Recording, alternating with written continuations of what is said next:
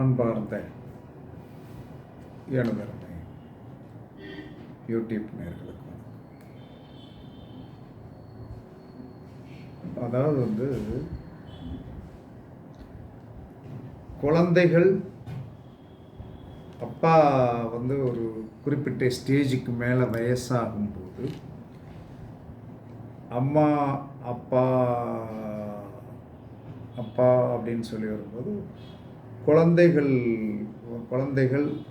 தாய் பிள்ளை ஒரு குறிப்பிட்ட இடங்களில் பூரா விரிசலாயிரும். இந்த விரிசலுக்கு காரணம் ஜோதிட ரீதியாக ஒரு கணக்கு உண்டு. இப்போ என்ன கணக்கு உண்டு அப்படின்னா, கணவன் மனைவிக்கு ஒரே திசை வரும். கணவனுக்கு புதன் திசை ஒன்று, மனைவிக்கு புதன் திசைன்னா அந்த விரிசல் வந்துடும். கண்டிப்பாக விரிசல் வந்துடும்.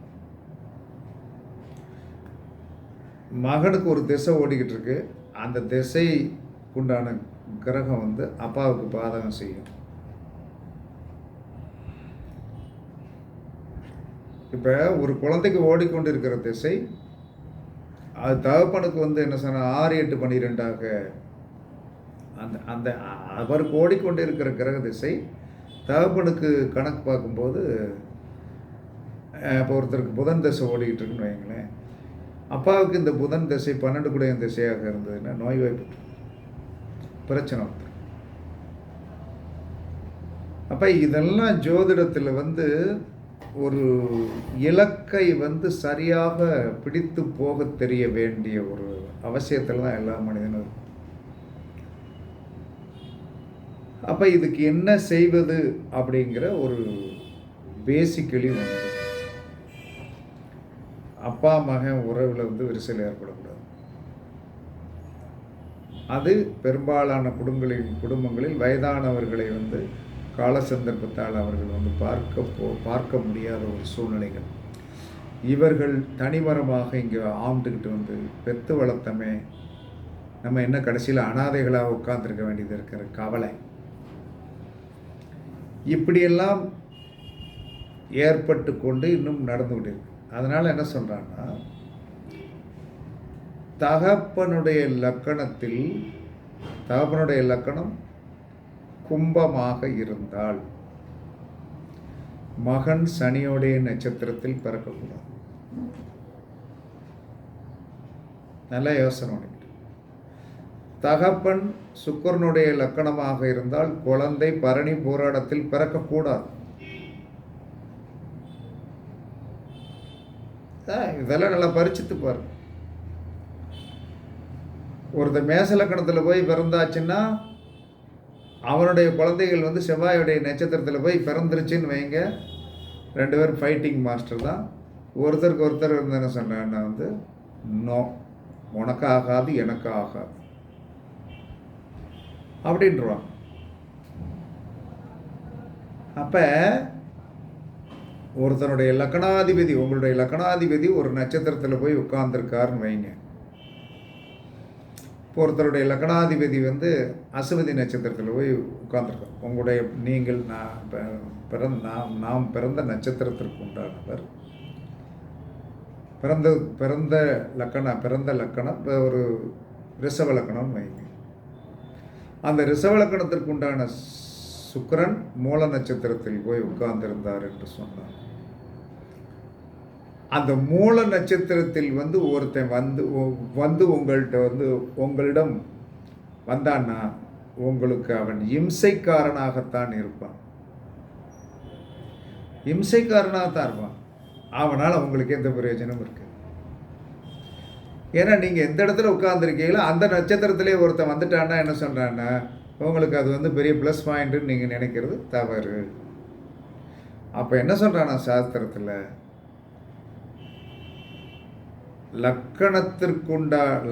நம்மளுடைய லக்கணத்திற்கு எந்த லக்கணத்தில் பிறந்திருக்கிறோமோ அந்த நட்சத்திரத்தில் குழந்தைகள் பிறக்கக்கூடாது.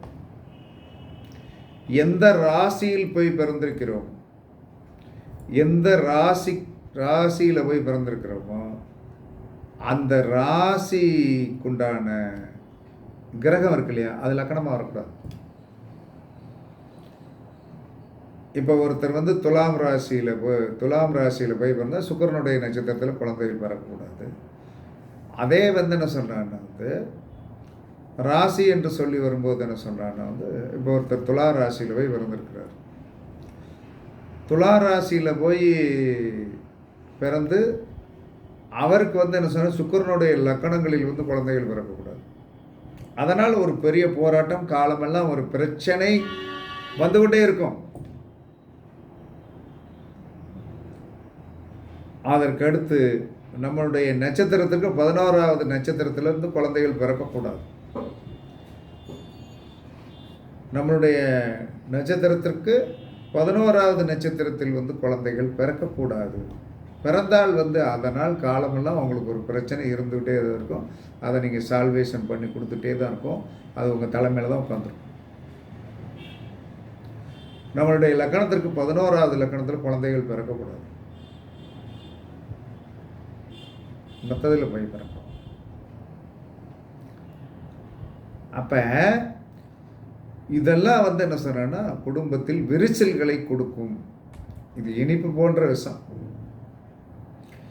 இந்த இனிப்பு போன்ற விஷத்தை வந்து நம்ம வாழ்நாளில் இருக்கிற காலம் வரைக்கும் இந்த இனிப்பு போன்ற விஷம் வந்து என்ன சொல்கிறான்னா இனிப்பு என்பது நம்ம குழந்தை. அது பிறந்திருக்கிற நட்சத்திரம் விஷம். அது பிறந்திருக்கிற லக்கணம் விஷம். என்ன பண்ணுவீங்க? குழந்தைய வந்து ஒன்றும் சொல்ல முடியாது. அதே சமயத்தில் வந்து என்ன சொல்கிறான்னா அரவணைச்சால் வந்து என்ன சொல்கிறான்னா அதனுடைய பாதகத்தன்மையை இந்த தகப்பன் தாய் காலமெல்லாம் அனுபவிக்க வேண்டும் அப்படின்னு ஒரு ரூல்ஸே இருக்குது. அதனால் வந்து என்ன சொல்கிறான்னா இப்படி இருந்து நாம் வந்து ஒரு ஆதிபத்தியமான ஒரு அமைப்பில் வந்து என்ன சொல்கிறான்னா விரிசல்கள் வரக்கூடாது, பிரச்சனைகள் வரக்கூடாது அப்படின்னு நீங்கள் நினச்சிங்கன்னா ரொம்ப சிம்பிளான ஒரு விஷயந்தான்.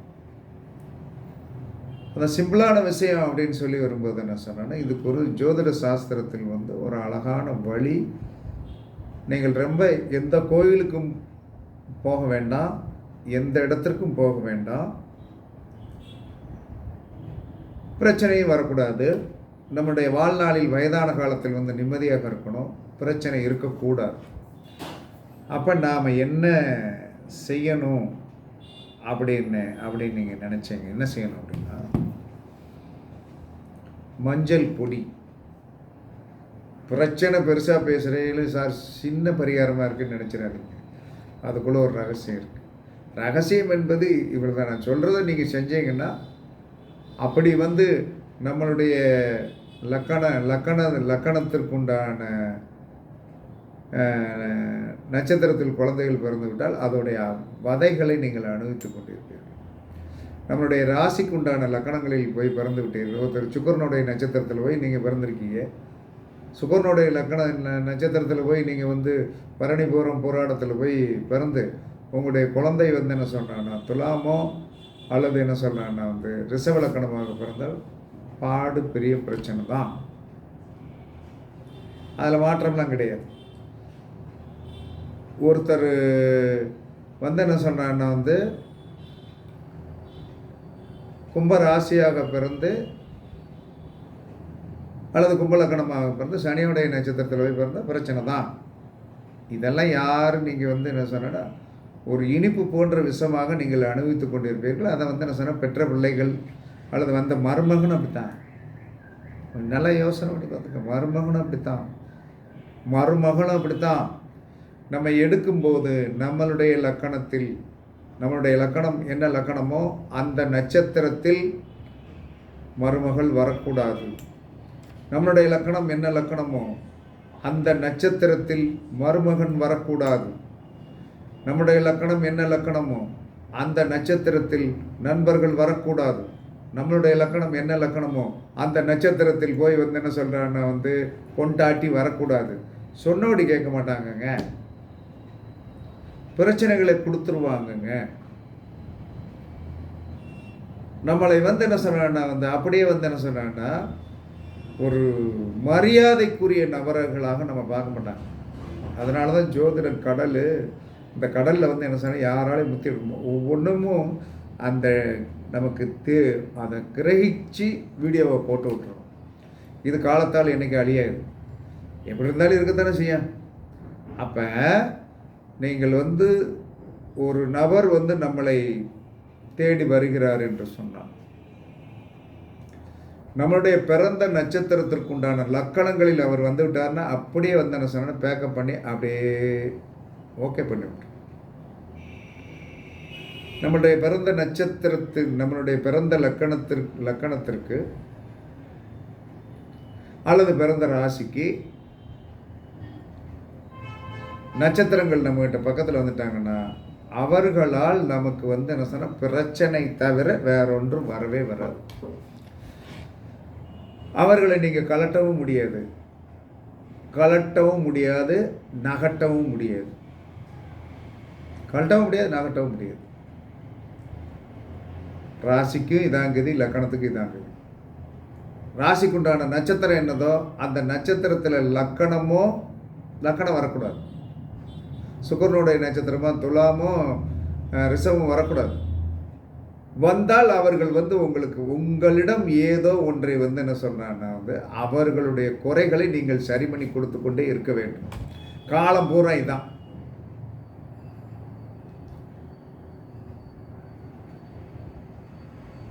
உங்களுடைய ராசி என்ன ராசியோ அந்த ராசிக்கு ஒரு கிரகம் இருக்கும் இல்லையா. இப்போ மேச ராசியில் போய் பிறந்திருக்கீங்க. செவ்வாயுடைய நட்சத்திரத்தில் ஒருத்தர் வந்து உங்கள்கிட்ட வந்து என்ன சொன்ன அடாப்டட் ஆகிட்டான்னா காலம் பூரா நீங்கள் வந்து என்ன சொன்னா மாட்டிட்டு முழிப்பீங்க. இதுக்கெல்லாம் ஏதாவது சாஸ்திர ரீதியாக ஒரு தீர்வு இருக்கா? வாரம் ஒரு முறை இந்த கொட்டாங்கச்சி இருக்கு இல்லையா, கொட்டாங்கச்சின்னா தேங்காய் இது இருக்கு இல்லையா, அந்த கொட்டாங்கச்சியில் வந்து என்ன சொல்கிறான்னா கொட்டாங்கச்சி கொஞ்சம் நேரம் தாக்கு பிடிக்கக்கூடிய தன்மை. அதில் கொஞ்சம் வந்து என்ன சொல்கிறான்னா கம்ப்யூட்டர் சாம்பிராணி இருக்கிற ஒரு 10 இதை நல்லா 2 ஒடிச்சு அந்த கொட்டாங்கச்சியில் போட்டு ஒரு சூடத்தை பொருத்தி விட்டு அந்த சூடத்தை பொருத்தி விட்டேன்னு சொன்னால் நீங்கள் எதில் வச்சுக்கிடணும் அப்படின்னா இந்த புகை போடுற கரண்டி இருக்கும் இல்லையா, புகை போடுற கரண்டி, இரும்பு கரண்டி மேலே அந்த சிரட்டையை வச்சு, அதுக்கு பேர் சிரட்டை. எங்கள் ஏரியாவில் சிரட்டைம்பாங்க, உங்கள் ஏரியாவில் கொட்டாங்கச்சிம்பாங்க.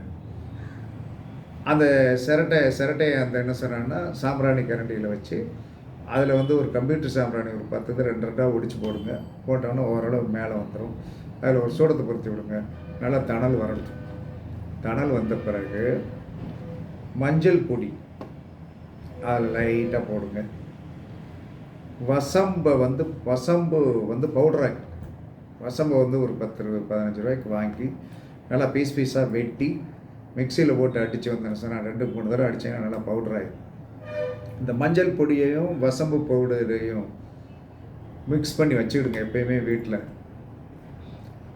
அப்போ அதை வந்து இந்த கொட்டாங்கச்சியில் வந்து கம்ப்யூட்டர் சாம்பிராணியை போட்டு தணல் வளர்த்து இந்த வசம்பு பொடியும் மஞ்சள் பொடியும் கலந்ததை வந்து நல்லா நீட்டாக அழகாக புகை போடுங்க.